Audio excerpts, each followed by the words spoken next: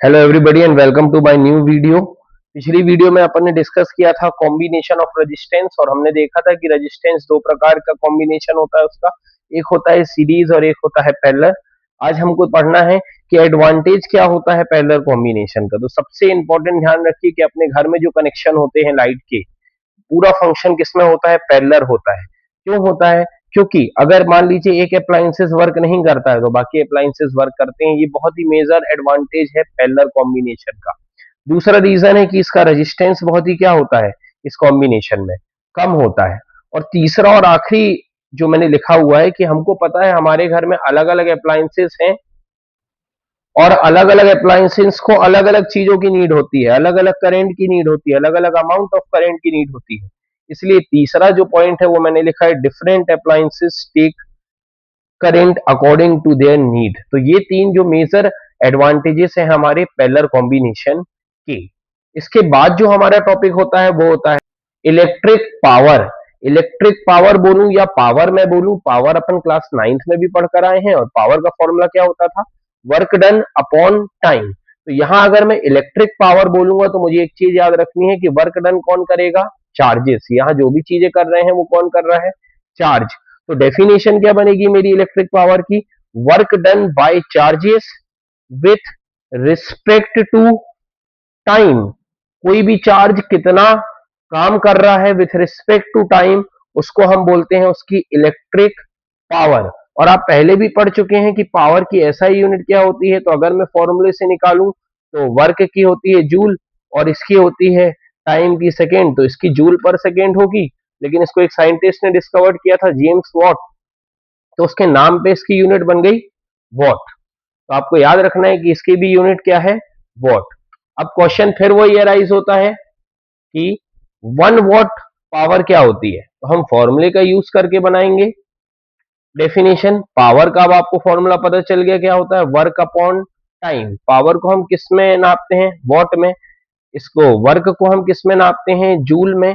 और टाइम को हम किस में नापते हैं, सेकेंड में। तो 1 वॉट पावर क्या होगी, जब 1 जूल वर्क डन होगा 1 सेकेंड में। 1 जूल वर्क डन करेगा कोई भी चार्ज 1 सेकेंड में, तो उस पावर को क्या बोलेंगे, 1 वॉट पावर। तो ये अब आपको क्लियर हो गया होगा कि पावर की डेफिनेशन क्या होती है और पावर की एसआई यूनिट क्या होती है। अच्छा, कार वगैरह में हम एक चीज देखते हैं, लिखा रहता है हॉर्स पावर, जिसको हम एचपी बोलते हैं। 1 हॉर्स पावर का मतलब होता है 746 वॉट। जब 746 वॉट मिल जाते हैं तो उसको हम 1 हॉर्स पावर बोलते हैं। और हॉर्स पावर का यूज हम कार के लिए करते हैं कि कार का इंजन कितना पावरफुल है उसको बताने के लिए हम हॉर्स पावर का यूज करते हैं। इसके बाद अब हम कुछ फॉर्मूले को ड्राइव करेंगे, कुछ नए हैं पावर के फॉर्मूले। तो बहुत ध्यान दीजिएगा कि पावर के नए नए फॉर्मूले मैं कैसे बनाता हूं। अभी आपने देखा पावर का फॉर्मूला क्या होता है, वर्क अपॉन टाइम। अब मुझे पता है कि पोटेंशियल का क्या फॉर्मूला होता है। पोटेंशियल का फॉर्मूला होता है V is equal to W upon Q. Work done by the charge is called potential. और मुझे पता है कि करंट का फॉर्मूला क्या होता है, करंट का फॉर्मूला होता है I is equal to Q upon T. ये फॉर्मूले मुझे पता है।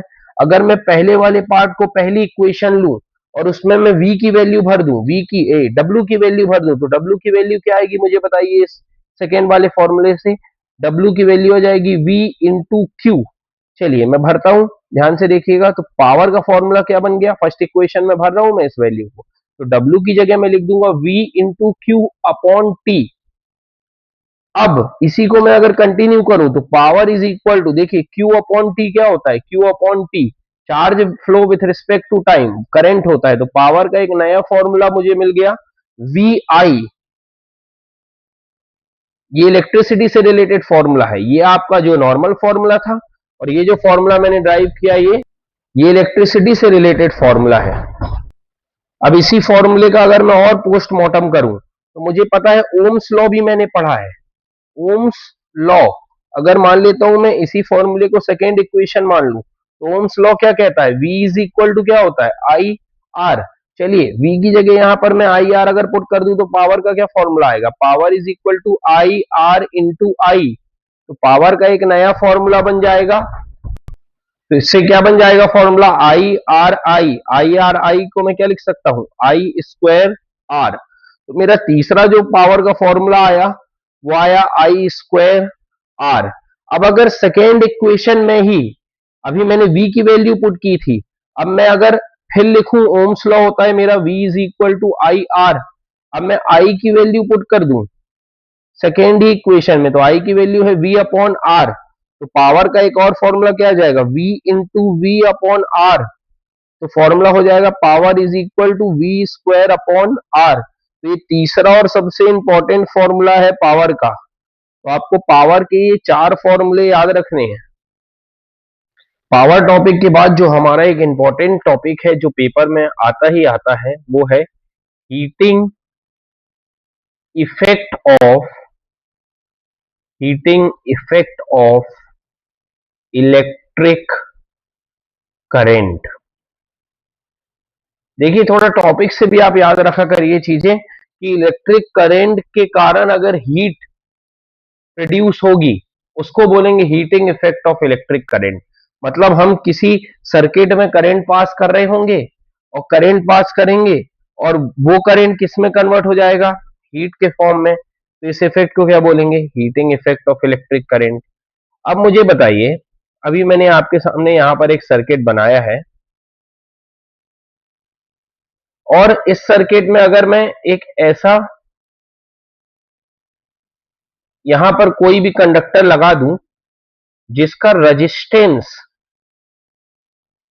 बहुत ही ज्यादा हो, मतलब उसमें रुकावटें बहुत ही ज्यादा हो, तो आप देखिए करंट फ्लो होना चालू होगा, आई करंट।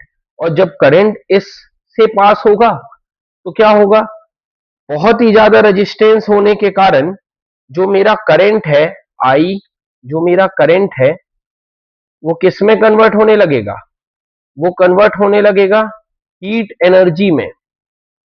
वो किस में कन्वर्ट होना लगेगा, हीट एनर्जी में। इसी इफेक्ट को हम बोलते हैं heating effect of electric current. हम इसको इंग्लिश में कैसे लिखेंगे कि whenever we are passing current to any appliances whose resistance is high, then our current is converted in the form of heat energy. This effect is called heating effect of electric current। एक बार मैं फिर बोलता हूं कि जब हम किसी ऐसे अप्लायंसेस से करंट को पास करते हैं कि हमारा जो करंट होता है वो क्या हो जाता है, हीट के फॉर्म में चेंज होने लगता है। इस इफेक्ट को हम बोलते हैं heating effect of electric current. अब कितनी हीट प्रोड्यूस होती है उसके लिए जूल्स ने एक लॉ दिया, उसे हम बोलते हैं जूल्स लॉ ऑफ हीटिंग। इसने एक लॉ दिया कि आप उस हीट को कैलकुलेट कर सकते हैं कि कितनी हीट एनर्जी प्रोड्यूस होगी। तो उसने बोला कि 3 फैक्टरों पे वो चीज डिपेंड करती है। पहला तो जो हीट है वो डिपेंड कर रही है आपके किस पे, करंट पे। तो साइंटिस्ट ने बोला कि जो हीट है वो डायरेक्टली प्रोपोर्शनल है किसके, करंट के स्क्वायर के। दूसरा जो हीट है वो डिपेंड करती है रेजिस्टेंस पे। तो जो हीट होती है वो डायरेक्टली प्रोपोर्शनल होती है रेजिस्टेंस के, स्क्वायर के नहीं, रेजिस्टेंस के। और तीसरा जो है वो हीट जो डिपेंड करती है फैक्टर पे वो है टाइम।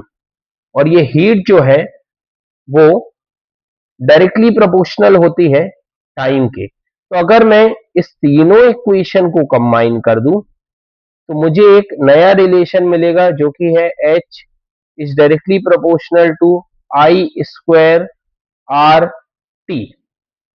और अगर मैं कोई कांस्टेंट ले लूं K, I square R T, और मान लूं उस कांस्टेंट की वैल्यू 1 है, तो हीट अमाउंट ऑफ हीट निकालने का मुझे फॉर्मूला पता चल गया जो कि है आई स्क्वायर आर टी। तो अगर कोई भी अप्लायंसेस में करंट हीट के फॉर्म में चेंज हो रहा है तो उसको कैलकुलेट करने का मेरा फॉर्मूला है आई स्क्वायर आर